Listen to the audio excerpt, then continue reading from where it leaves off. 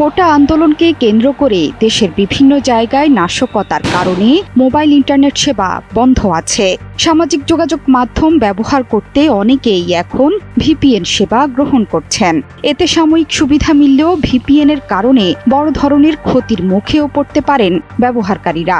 এমনকি আছে আর্থিক ঝুঁকিও। ভিপিএন আসলে কি, কিভাবে এটি ব্যবহারকারীর ক্ষতির কারণ হতে পারে? ভিপিএন মানে ভার্চুয়াল প্রাইভেট নেটওয়ার্ক, এমন এক ধরনের কাঠামো যা ব্যক্তিগত নেটওয়ার্ক দিয়ে ভার্চুয়াল চ্যানেলের সাহায্যে অন্য এক বা একাধিক নেটওয়ার্কিংয়ের সঙ্গে সংযোগ স্থাপনের সুযোগ মেলে। প্রযুক্তি বিশারদদের মতে এটি অনলাইন কার্যক্রমের সুরক্ষা নিশ্চিতে অদৃশ্য একটি চাদর হিসেবে কাজ করে। তবে ভিপিএন ব্যবহার করা অবস্থায় ব্যাংক কিংবা অন্য কোনো মাধ্যমে যে কোনো ধরনের আর্থিক লেনদেন থেকে বিরত থাকার পরামর্শ দিয়েছেন বিশেষজ্ঞরা। 90-এর দশকে ভিপিএনের আবির্ভাব ঘটে।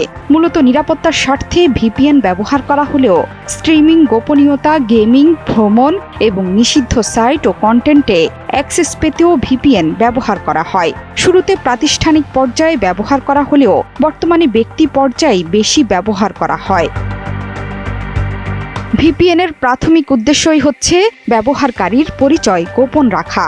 ফলে কোনো কারণে ব্যবহারকারীর পরিচয় শনাক্তকরণ তথ্যাদি, ধরা যাক ইউজার নেম ও পাসওয়ার্ড, অন্য কেউ পেয়ে গেলে সেগুলোর অপব্যবহার করে তৃতীয় কেউ তার অ্যাকাউন্ট হাতিয়ে নিতে পারে। সহজ ভাষায়, হ্যাকারের হাতে ভিপিএন ব্যবহারকারীর তথ্য চলে গেলে হ্যাকিং অনেক সহজ হয়ে যায়।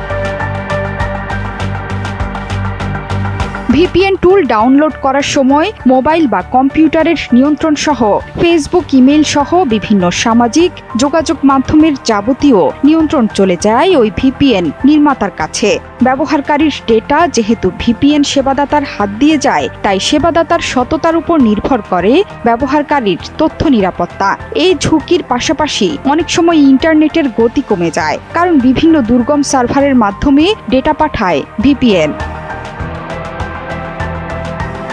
এছাড়া ভিপিএন সেটআপ করাও একজন অনভিজ্ঞ ব্যবহারকারীর জন্য হতে পারে বেশ জটিল, বিশেষ করে এনক্রিপশন, প্রোটোকল, সার্ভার বাছাই ও টানেলিং আলাদা করার মতো বিভিন্ন উন্নত ফিচার ব্যবহারের ক্ষেত্রে।